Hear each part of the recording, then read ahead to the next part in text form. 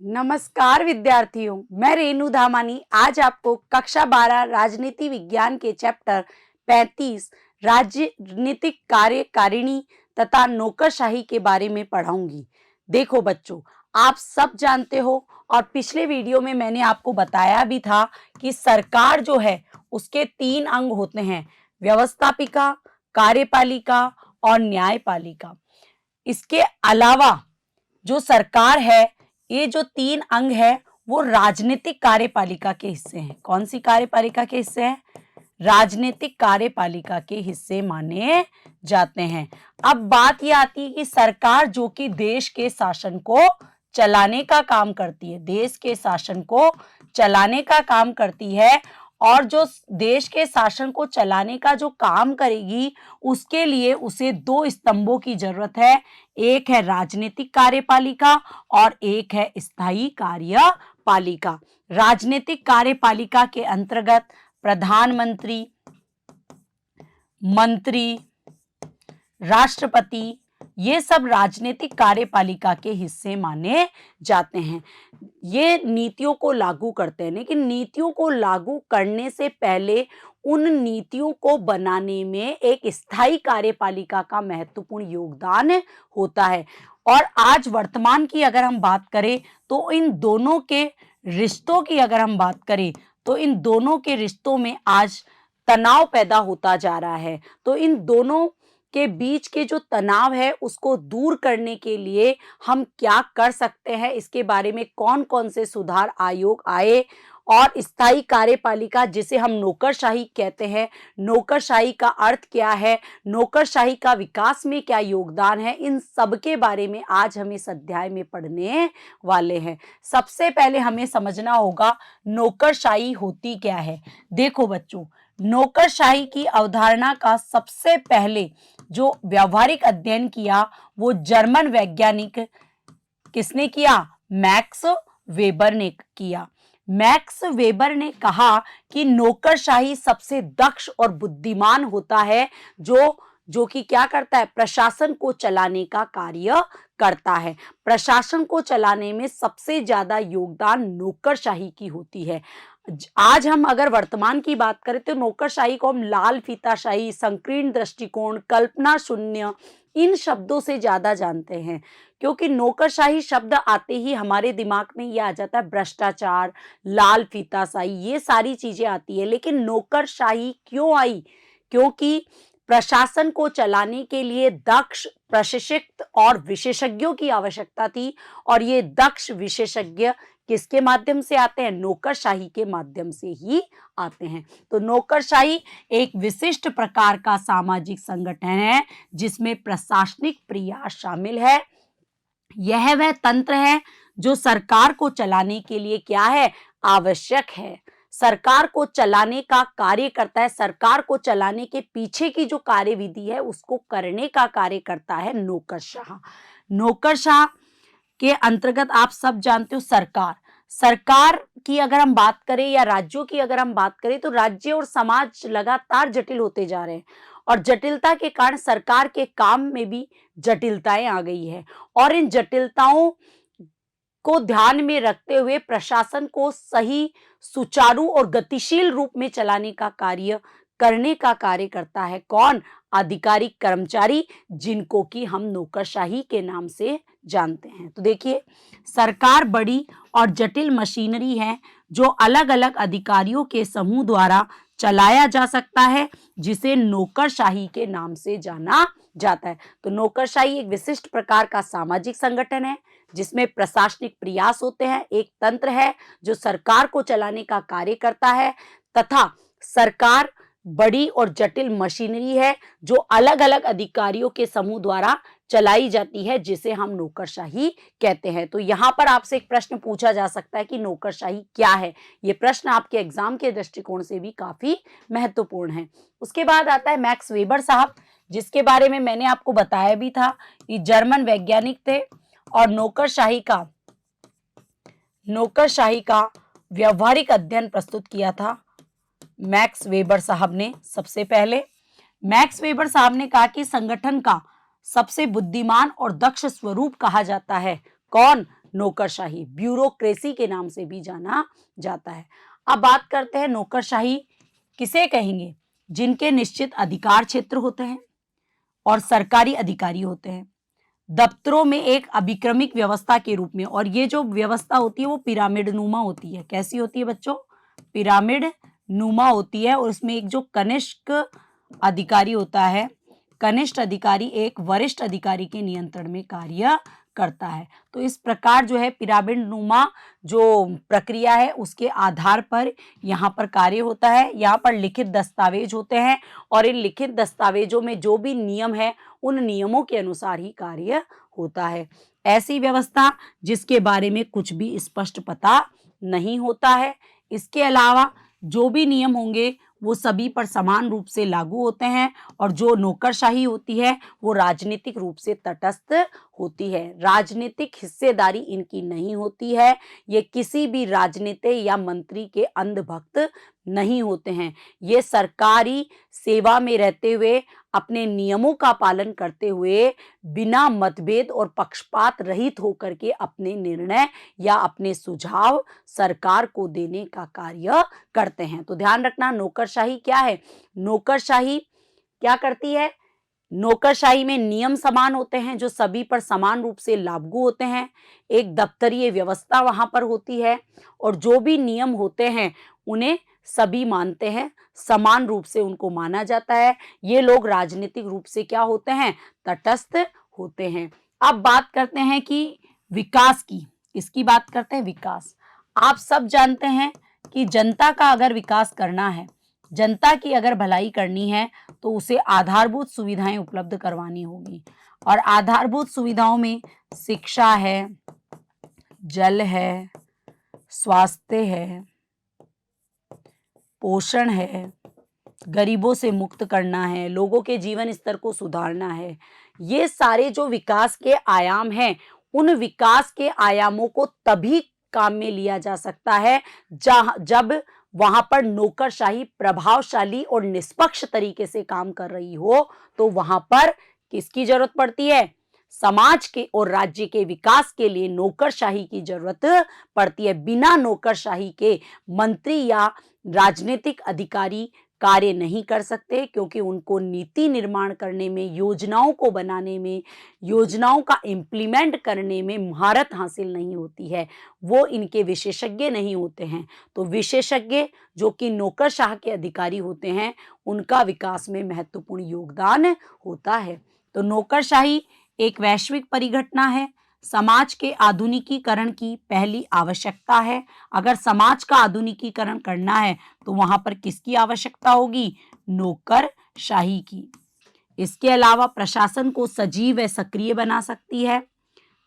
नौकरशाही व्यवस्था के उपकरणों व प्रक्रियाओं से राज्य अपने उद्देश्य को पहचानता है कि उन्हें किन किन उद्देश्यों को पूरा करना है। क्योंकि जो प्रशासन होता है, जो नौकरशाही होता है, वो शिक्षा, स्वास्थ्य, जल, पोषण, इन सभी योजनाओं पर कार्य करता है, अपने विचार रखता है, एक खाका तैयार करता है और उसके आधार पर राज्य ये पता रखता है कि उसके क्या क्या उद्देश्य है। तो राज्य को अपने उद्देश्य को पहचानने का कार्य, करने का कार्य भी नौकरशाही करती है। नौकरशाही एक वैश्विक परिघटना है। समाज के आधुनिकीकरण को तभी लाया जा सकता है जब हम उस देश में किसको लाएंगे? किसको लाएंगे? नौकरशाही को लाएंगे। इसके अलावा विकास के गतिशील मानकों को आगे बढ़ाता है। राजनीतिक अधिकारी के सलाहकार के रूप में काम करता है। जितने भी राजनीतिक अधिकारी है, चाहे वो मंत्री हो, चाहे वो प्रधानमंत्री हो, इन सबको सलाह देने का कार्य करते हैं नौकरशाही। नौकरशाही बिना भय और पक्षपात के निष्पक्ष सलाह देते हैं, क्योंकि वो किसी भी राजनीतिक दल या किसी भी राजनीतिक पार्टी से संबद्ध नहीं होते हैं। वो किसी मंत्री से व्यक्तिगत हितैषी नहीं होते, इसीलिए वो बिना भय और पक्षपात के निष्पक्ष सलाह देते हैं। यहाँ पर एक बात आ रही है, तटस्थता और गुमनामी का सिद्धांत। ये वेबर मॉडल है। ये क्या है? Weber model. और भारतीय सरकार के संगठन में या भारतीय प्रशासन में इस वेबर मॉडल को अपनाया गया है। और वेबर मॉडल ये कहता है कि जो भी नौकरशाह के कर्मचारी होंगे वो राजनीतिक रूप से तटस्थ रहेंगे। वो किसी भी राजनीतिक पार्टी का हिस्सा नहीं होंगे, किसी भी राजनीतिक मुद्दे पर अपने विचार विमर्श नहीं रखेंगे, तभी वो सही तरीके से जनता की भलाई के लिए कार्य कर सकते हैं। ये बात कही गई कि सरकारी कर्मचारी राजनीतिक गतिविधियों में शामिल होने पर प्रतिबंधित है। इसके अलावा किसी दल को अनुदान नहीं दे सकते, राजनीतिक मुद्दे पर विचार प्रकट नहीं कर सकते। इसी को हमने तटस्थता तथा गुमनामी का सिद्धांत कहा, जो किस पर आधारित है? वेबर मॉडल पर आधारित है। लेकिन वर्तमान अगर भारत की बात करें तो आज ये तटस्थता की जो नीति है उसका लगातार क्या होता जा रहा है? ह्रास होता जा रहा है, पतन होता जा रहा है। पतन क्यों हो रहा है?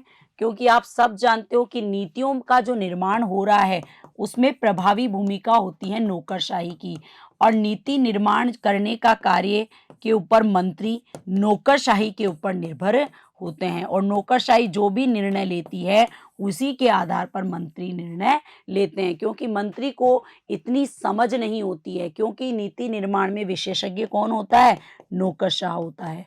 और ये जो तथ्यों के आधार पर भी नौकरशाही ज़्यादा प्रभावपूर्ण होती है, और प्रभावपूर्ण होने के कारण मंत्री उसी की सलाह के आधार पर कार्य करते हैं। तो नीति निर्माण करने का कार्य कौन करता है?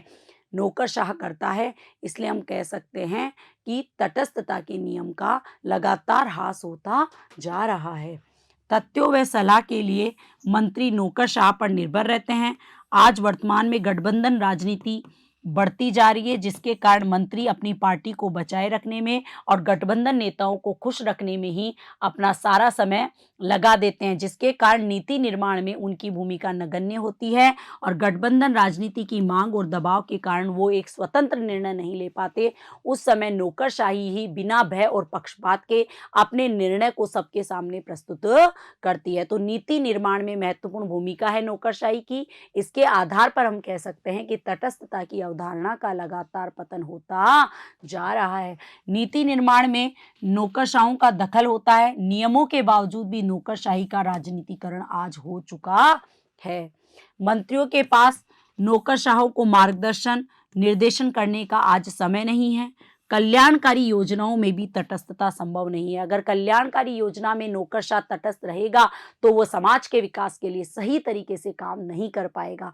इसीलिए तटस्थता के नियम का लगातार ह्रास होता जा रहा है, और एक नई नौकरशाही हमारे सामने आ रही है, जिसका नाम है बच्चों प्रतिबद्ध नौकरशाही। प्रतिबद्ध नौकरशाही की अवधारणा का भारत में सबसे ज्यादा प्रचलन करवाया हमारी उस समय की प्रधानमंत्री इंदिरा गांधी ने, और इंदिरा गांधी ने कहा कि प्रतिबद्ध नौकरशाही को स्थापित किया जाना चाहिए, ताकि राजनीतिक कार्यकारिणी और नौकरशाही इन दोनों के बीच के संबंध को स्वस्थ बनाया जा सके, इन दोनों के बीच में अंतर संबंध स्थापित किया जाए, ताकि हम देश के विकास के लिए अनुकूल वातावरण पैदा कर सके। तो श्रीमती इंदिरा गांधी ने प्रतिबद्ध नौकरशाही की अवधारणा की वकालत की। भारत को एक ऐसी प्रशासनिक व्यवस्था की जरूरत है, ये इंदिरा गांधी ने कहा, कि जो राष्ट्रीय लक्ष्यों के प्रति समर्पित हो और भारत समाज की जरूरतों के प्रति संवेदनशील और जवाबदेही हो। ऐसी प्रशासनिक व्यवस्था हमें स्थापित करनी है, तो हमें प्रतिबद्ध नौकरशाही को अपनाना होगा। इसका मतलब है कि राजनीतिक कार्यकारिणी और नौकरशाही दोनों एक दूसरे से मिलकर के काम करें, तभी जो है हम क्या कर सकते हैं? समाज की जरूरतों के प्रति संवेदनशील और जवाबदेही बनकर कार्य कर सकते हैं। ये मानना था श्रीमती इंदिरा गांधी का। प्रतिबद्ध नौकरशाही को हमने अपना तो लिया, लेकिन क्या प्रतिबद्ध नौकरशाही के कारण अपराधीकरण नहीं बढ़ा है? आज नौकरशाह या बोल सकते हैं ब्यूरोक्रेसी और राजनीतिक कार्यकारिणी के बीच में द्वंद्व लगातार बढ़ता जा रहा है। आज मंत्री किसी न किसी रूप में ब्यूरोक्रेसी को बाध्य कर देता है कि वह निर्णय या नीति निर्माण उसी तरीके से करते हैं जिस तरीके से मंत्री बनवाना चाहता है, क्योंकि उनके ऊपर दबाव बनाया जाता है। तो आज आलोचना क्यों की जाती है? क्योंकि प्रतिबद्ध नौकरशाही सेवा के ढांचे को नष्ट कर देगा। रीढ़ विहीन जो कर्मचारी है उन्हें यस मिनिस्टर की कौम तैयार कर देगा कि उनकी मिनिस्टर की हाँ में हाँ और ना की ना में ना माननी पड़ेगी। वह तटस्थ रूप से होकर अपना निर्णय नहीं दे पाएगा। जैसा मिनिस्टर कहेगा वैसा ही वो क्या करेंगे? नीति निर्माण करेंगे, योजनाएं बनाएंगे। जनता की भलाई के लिए उतना सही तरीके से काम नहीं कर पाएंगे।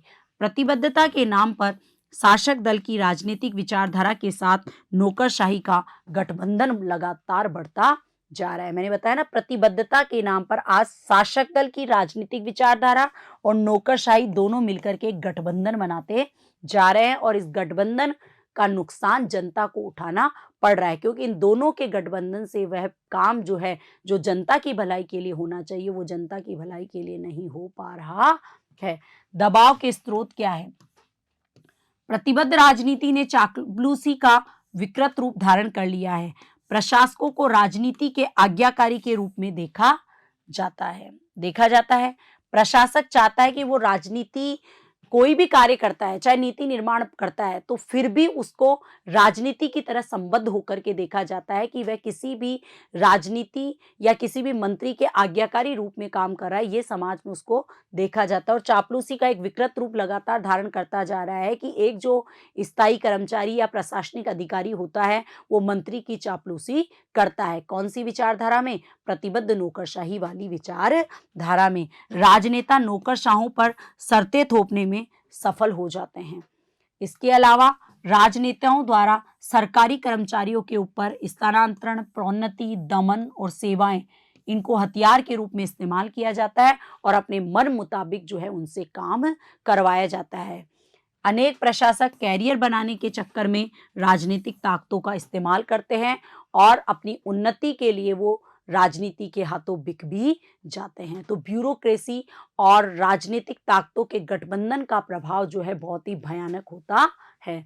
उसके बाद इसी पर विचार करने के लिए प्रशासनिक सुधार आयोग आया 1966 में और उसने कहा कि ये जो प्रशासन में नौकरशाही और राजनीतिक कार्यपालिका का जो गठबंधन हो रहा है, उस गठबंधन का बहुत ज़्यादा नुकसान हो सकता है, या इन दोनों के बीच में अगर द्वंद्व भी होगा तो भी नुकसान हो सकता है। तो दोनों एक स्वस्थ वातावरण में रह कर के कार्य करें, इसके लिए कुछ सुझाव दिए हैं सरकारी कर्मचारियों के लिए भी और राजनेताओं के लिए भी। अब इसमें यह है कि सरकारी कर्मचारियों को कहा गया कि, या आप बोल सकते हो कि राजनीतिक कार्यकारिणी के सदस्यों को कहा गया कि सेवाओं का राजनीतिकरण नहीं करे। वो प्रशासन में ऐसा माहौल बनाए कि मंत्री व सरकारी कर्मचारी के बीच में स्वस्थ संबंध विकसित हो। राजनीति में नौकरशाही की आक्रामक भूमिका को रोकना चाहिए। राजनीतिक कार्यकारिणी को प्रशासन की पूरी समझ होनी चाहिए। सरकारी सेवा मामलों में दखल नहीं देना चाहिए। राजनीतिक कार्यपालिका में जो मंत्री आते हैं उसको नीति निर्माण में भी अपना योगदान देना चाहिए और नीति निर्माण से संबंधित जो भी बातें हैं उन सब की जानकारी उसको होनी चाहिए। अगर उसको सही जानकारी है तो ब्यूरोक्रेसी या नौकरशाही उसके ऊपर क्या नहीं हो सकती, हावी नहीं हो पाएगी, वरना वह हावी हो जाएगी। सरकारी कर्मचारी ईमानदारी से काम करें, ये सरकारी कर्मचारियों के लिए। नौकरशाही की सरकारी की नीतियों पर काम करने की मानसिक और भावात्मक स्वीकृति मिलनी चाहिए। अगर वो सही तरीके से अगर भावनात्मक स्वीकृति देंगे तो नीति निर्माण में वो अपना सही तरीके से योगदान दे सकते हैं और राजनीतिक कार्यपालिका और नौकरशाह के बीच एक संबंध जो है वो स्वच्छ बने रह सकते हैं। अब हाल ही में हुए बदलाव, देखो बच्चों, राजनीति में अपराधीकरण लगातार बढ़ता जा रहा है और इस राजनीतिक अपराधीकरण पर एक रिपोर्ट प्रकाशित की गई वोहरा साहब ने, जिसे वोहरा कमेटी की रिपोर्ट के नाम से जाना जाता है, जो कि 1993 में आई। और इसने कहा कि राजनीतिक अपराधीकरण की जांच हेतु गठित अपराधी और माफिया किस प्रकार राजनीति और सरकारी तंत्र की सुरक्षा के आनंद ले रहे, उस पर एक रिपोर्ट प्रकाशित की और कहा कि जो माफिया हैं और जो भी अपराधी है उनको दोनों के द्वारा शय मिल रही है। नौकरशाह भी उनको शय दे रहे हैं और राजनीतिक कार्यकारिणी भी उनको शय दे रही है, जिसके कारण अपराध बढ़ता जा रहा है। तो इस अपराध को रोकने के लिए नौकरशाहों के ऊपर भी एक आचार संहिता लगी होनी चाहिए और राजनीतिक कर्म अधिकारियों के ऊपर भी क्या लगानी चाहिए, कुछ प्रतिबंध लगाए जाने चाहिए ताकि राजनीति का अपराधीकरण ना हो सके।